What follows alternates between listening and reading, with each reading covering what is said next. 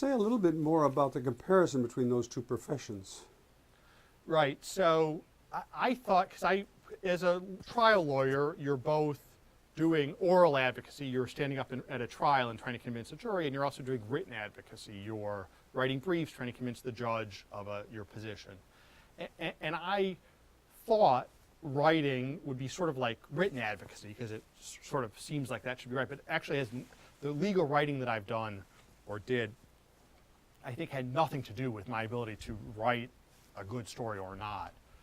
It was the oral advocacy that I did that is really the relevant, I found the relevant characteristic. So as a trial lawyer, my job is telling a story to the jury that is consistent with the facts and compelling and favorable to my client. As a trial lawyer, I am not neutral. As I said earlier, I am not engaged in a search for the truth.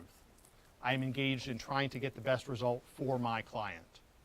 And so I'm telling a story that will be appealing to the audience, the judge or the jury, and will hopefully lead them to vote for my client. So as a writer, I'm also telling a story that I want to have be compelling to the audience. I want the audience to be interested in it. I want it to make sense. I want the audience to pay attention.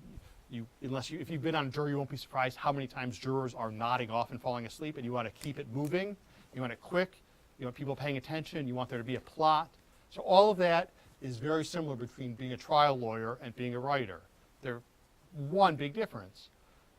As a trial lawyer, you're telling your client's story. As a writer, you're telling your own story. So on the one hand, great, you've got creative freedom, you can tell any story you want to tell. On the other hand, no one tells you what the story is, right? I mean, as a trial lawyer, you know what the ending is. You know what the beginning is, it's your client did something.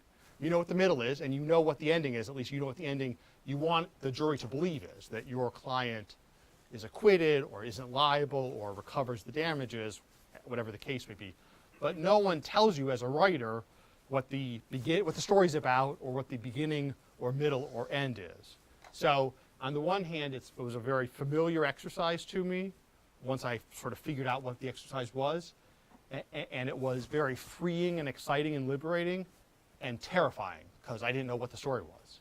I mean, I knew who two of my characters were, but I didn't know what the story was. And at some level, that's what took me 5 years, just to figure out what the story was.